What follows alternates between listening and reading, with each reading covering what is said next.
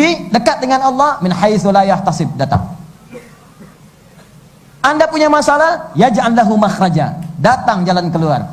Seakan-akan masalah itu nggak ada, bukan nggak punya masalah. Jadi sebelum menghadapi masalahnya diringankan oleh Allah sehingga masalah itu seakan-akan nggak ada.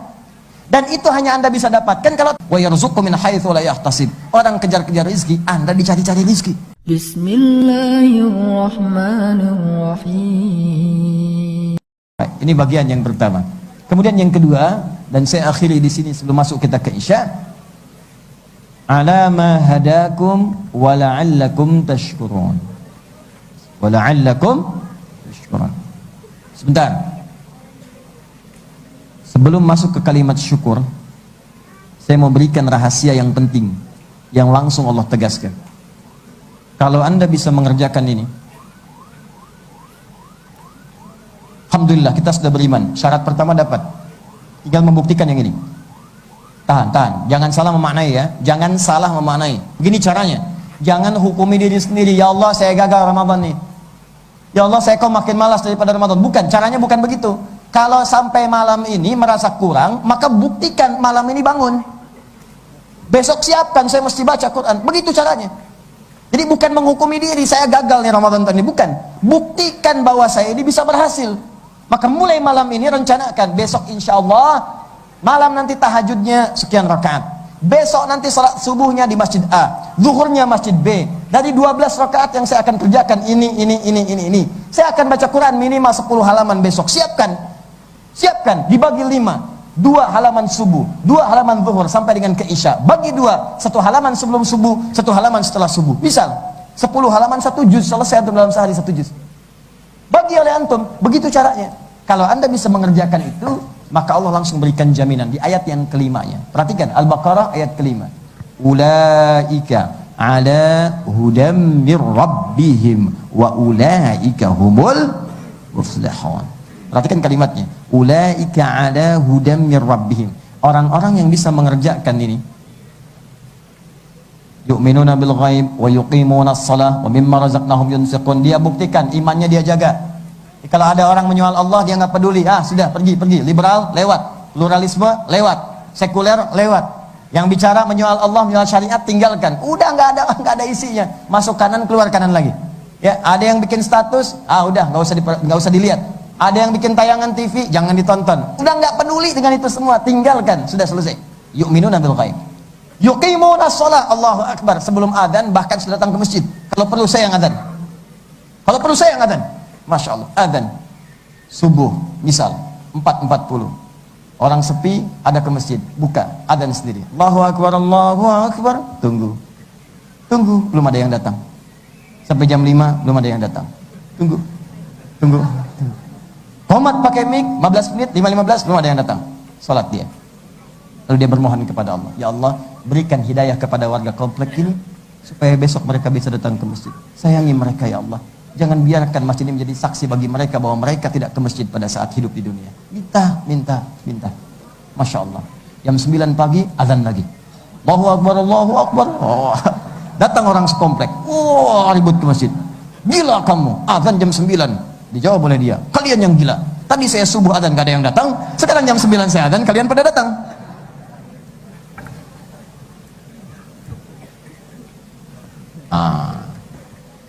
Lihat sini. Saya buka ya. Ini saya ilustrasikan. Ini apa? Baik, kotak tisu. Kotak tisu ada di mana? Di atas meja. Perhatikan. Atas itu ada 2, satu fauqa, kedua ala. Jadi kalau saya katakan begini, suntukul mindil fauqal maktab. Kotak tisu ini ada di atas meja. Allah.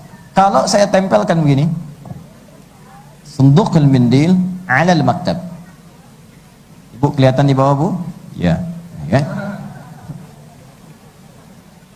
Tidak apa-apa, kita tidak langsung tersambung, tapi hati kita bersambung insya Allah. Sini. Bikin status. Ya. Lihat sini. Ini ala, ini fauqa. Saya ulang. Ini apa? Fauqa. Ini apa? ala, begini ala, fauqa begini. Jadi kalau fauqa itu masih ada jarak. Kalau ala tidak ada jarak. Nempel. Lihat sini. Kalau kotak tisunya begini, mejanya digeser, geser kanan. Kotaknya ikut tidak? Tidak.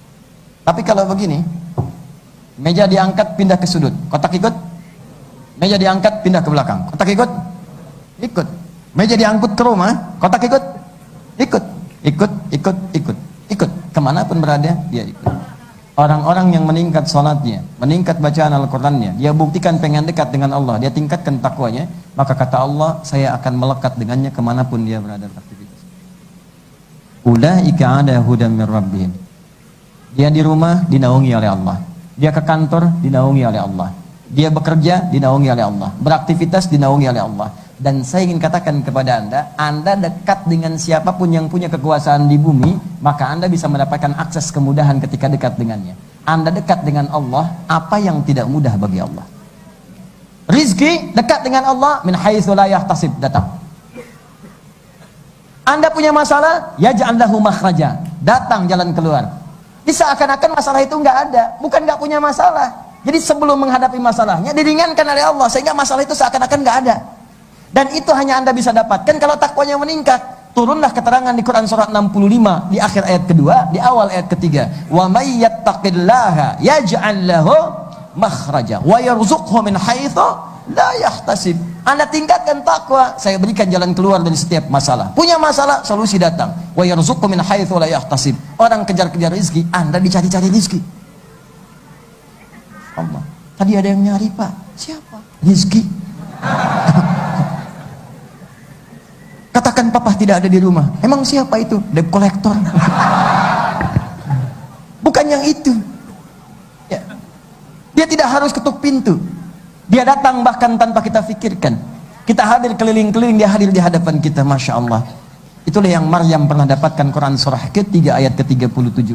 Itulah Nabi Zakaria yang pernah dapatkan Quran surah ketiga 38 39. Itulah orang-orang soleh yang pernah dapatkan Luqmannya, Imrannya, Hannahnya dan seterusnya. Mereka bukan nabi, dicantumkan dalam Al-Quran untuk memberikan pelajaran. Tidak harus menjadi nabi untuk dekat dengan Allah, karena nabi itu pilihan Allah. Tapi kita bisa menjadi hamba yang soleh untuk bisa mendekat kepada Allah. Bisa sering katakan, kalau tak mampu berlomba dengan orang soleh mengumpulkan amal yang baik, maka berlombalah dengan para pendosa untuk bertobat di hadapan Allah Subhanahu wa ta'ala. Jadi itu, kita diminta dapat takwa itu, kepentingannya bukan untuk Allah, untuk kita, supaya hidupmu mudah. Wa ulaika humul muflihun, dan mereka akan bahagia, kata Allah. Bahagia yang digunakan kata muflih itu orangnya. Kata kerjanya disebut aflah, kata dasarnya aflah, orangnya muflih. Aflah itu ketika diberikan oleh Allah bukan cuma dunia, surganya tingkat tinggi. Karena ketika kalimat aflah disebutkan, disandingkan dengan iman, langsung diberikan firdaus sebagai puncak tinggalnya saat di akhirat. Turunlah Quran surah ke-23 ayat 1 sampai dengan ke-9-nya itu. Qad aflahal mu'minun. Orang beriman mendapatkan aflah, bahagia, sukses. Bagaimana perjuangannya? Alladzina hum fi salatihim khashi'un. Khusyuk salat, zakat, 'anil lagwi mu'ridun.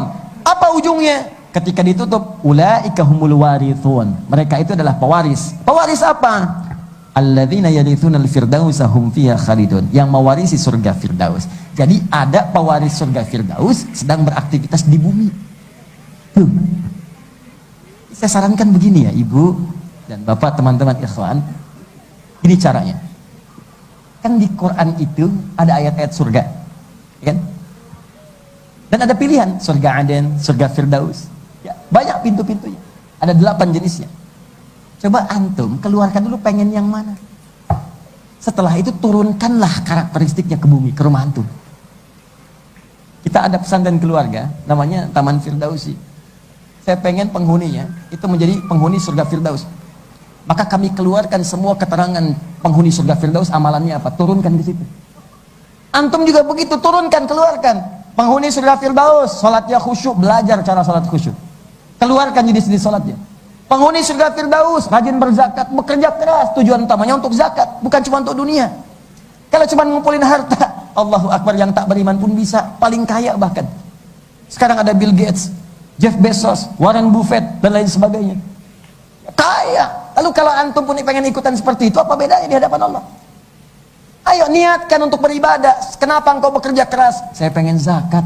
Malu selama ini saya sholat, bagus, alhamdulillah. Tapi saya pengen pulang menghadap Allah dengan mengatakan, ya Allah, engkau perintahkan aku sholat, aku sholat. Engkau perintahkan aku zakat, aku berusaha untuk berzakat. Sehingga saya punya jawaban di hadapan Allah subhanahu wa ta'ala. Engkau perintahkan saya untuk haji, saya nabung ya Allah. Walaupun sampai wafat saya nggak mampu haji. Tapi bahagianya hamba ya Allah, engkau hitung amalan hamba dengan ikhtiar hamba, bukan dengan hasilnya hamba berhaji. Jadi Anda punya hujah di hadapan Allah. Ya fulan, saya perintahkan kamu umrah dan haji, apa yang kamu kerjakan? Saya nabung ya Rabb, dan engkau maha tahu dengan jumlah tabungan saya. Ya fulan, saya perintahkan kamu zakat, apa yang kamu kerjakan? Peluh keringat saya saksinya ya Allah, saya bekerja. Saya bekerja ya Allah, saya dorong untuk jualan bakmi, saya dorong untuk jualan bakso, saya bekerja menyapu di jalanan untuk berzakat ya Allah. Ada buktinya, keringatnya mengatakan benar ya Allah. Sapunya mengatakan benar ya Allah. Sampahnya mengatakan benar ya Allah. Itu caranya. Turunkan itu. Itulah ahli Firdaus yang jalan-jalan di bumi. Dulu saya awal-awal pulang ke Indonesia tuh suka keliling pakai motor tuh sebelum subuh ngajar ta'lim sampai ke Bekasi yang timur sana. Itu Allahu Akbar, jalan-jalan tuh saya malu sendiri kadang-kadang.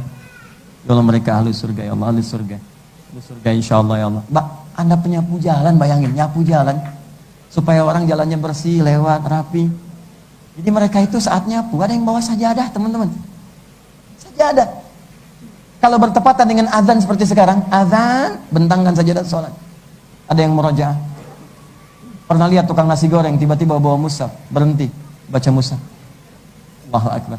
Untuk mengejar Rp1.000, Rp10.000, Rp100, dia peluh keringatnya diisi dengan khataman Al-Quran dalam perjalanannya. Ridha Allah dia dapatkan.